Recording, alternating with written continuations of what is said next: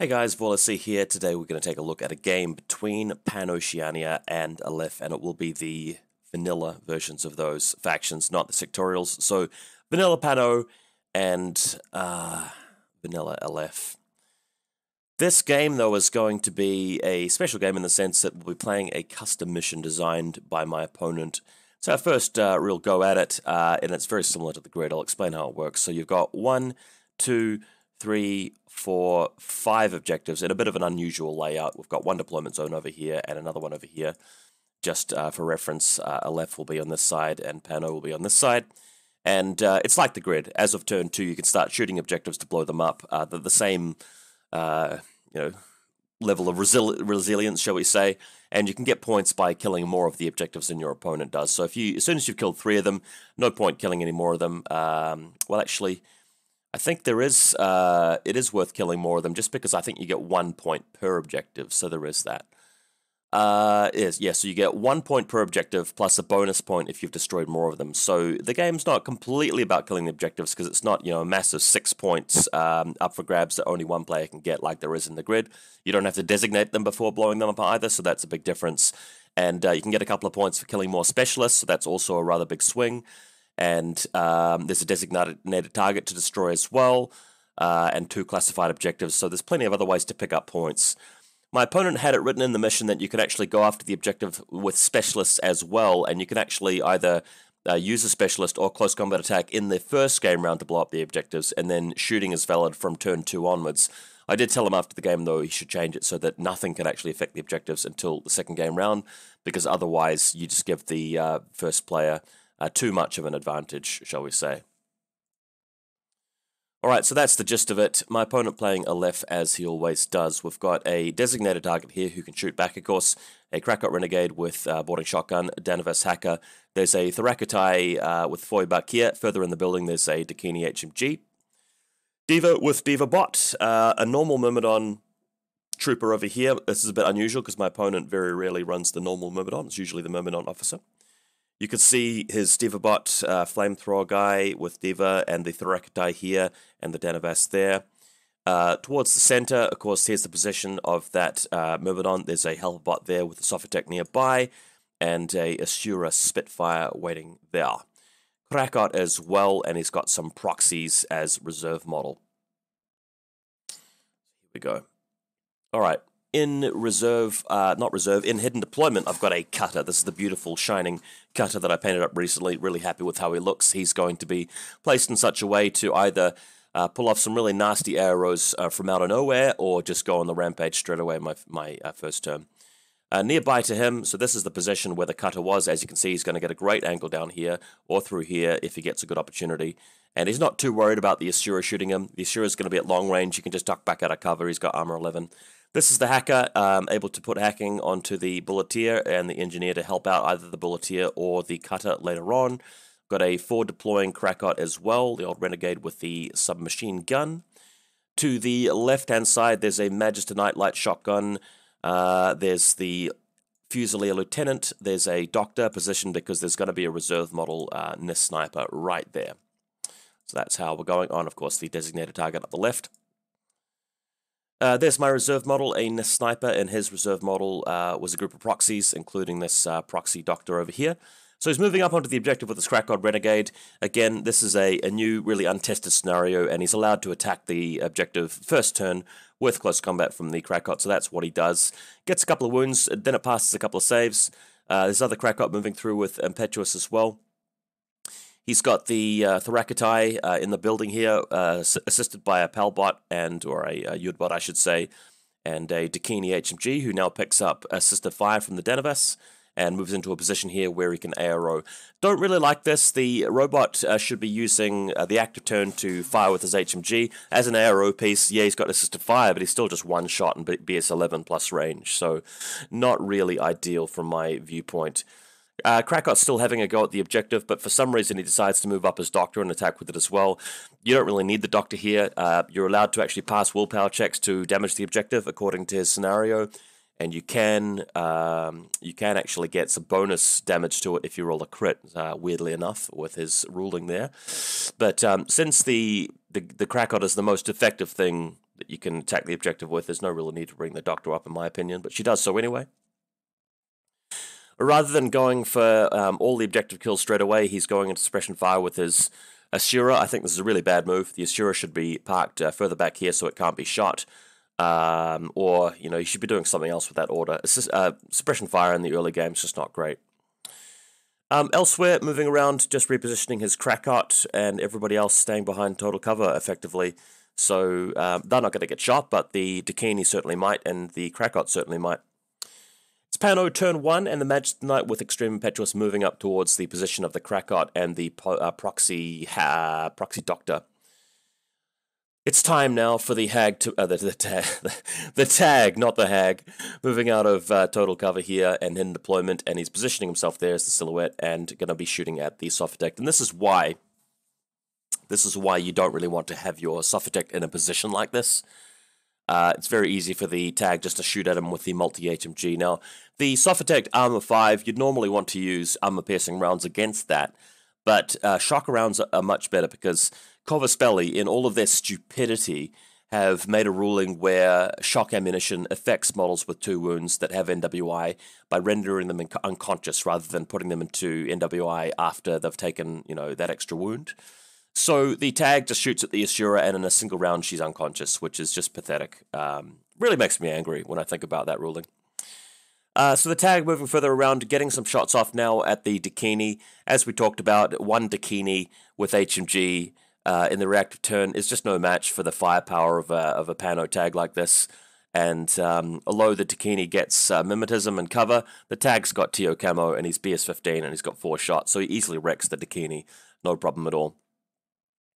Moving further around to get some shots off at the Krakot here since he's exposed, but this is a point where I've made a mistake because he's got a proxy hacker, soul hacker in the middle of the table.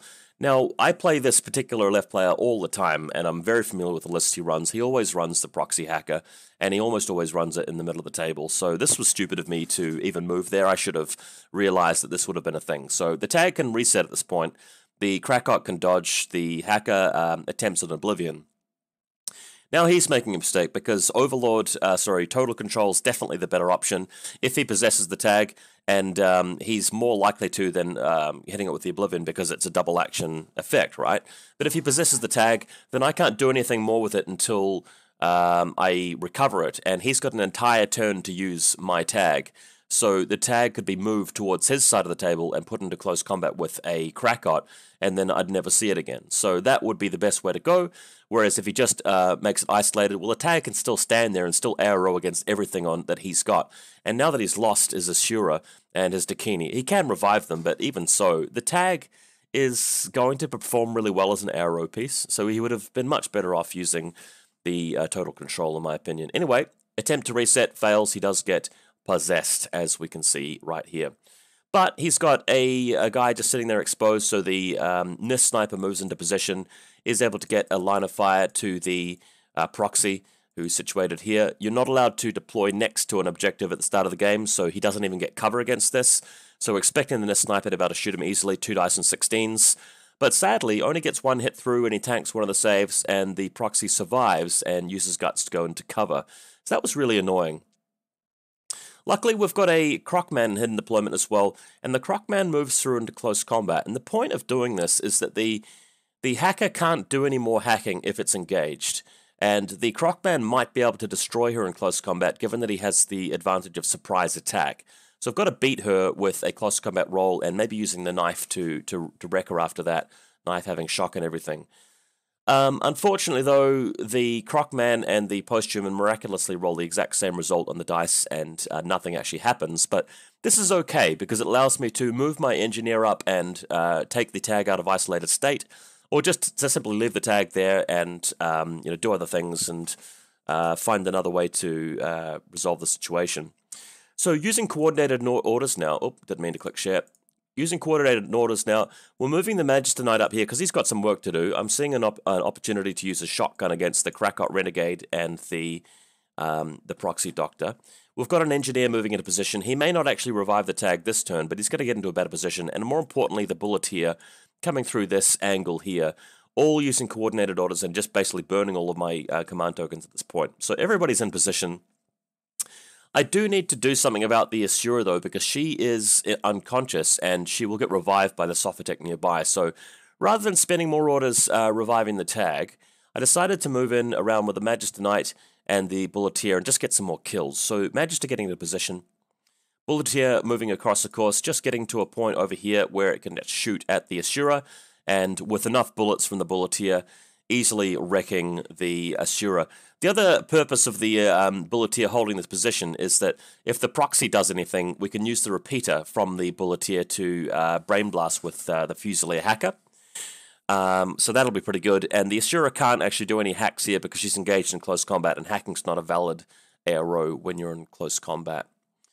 Magister Knight now moving through and hitting these guys with the light shotgun, but unfortunately getting a bit unlucky here, and the Krakot tanks the armor saves. We do manage to take down the proxy, though. So that's annoying.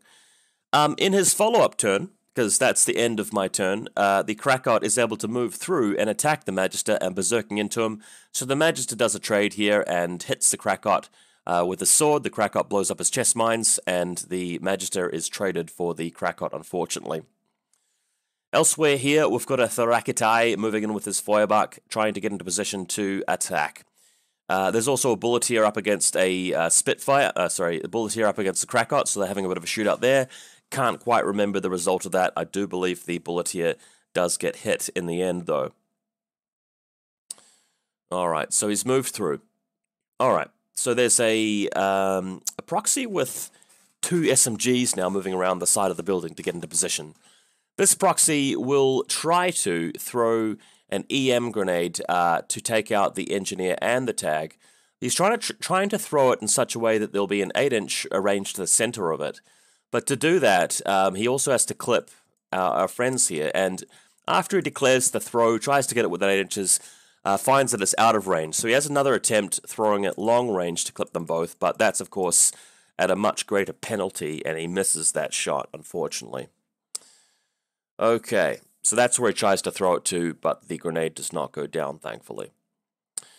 This brings it over to my turn too, and the Bulletier has escaped here, so that's looking pretty good. We've got an impetuous move that the Krakot could do to come down from the building, but then we realized he'd get shot at by the Myrmidon on the building here, because there's a very faint line of fire across the top of the battlefield, not down to these guys, but above it. So I decided not to move the Krakot out.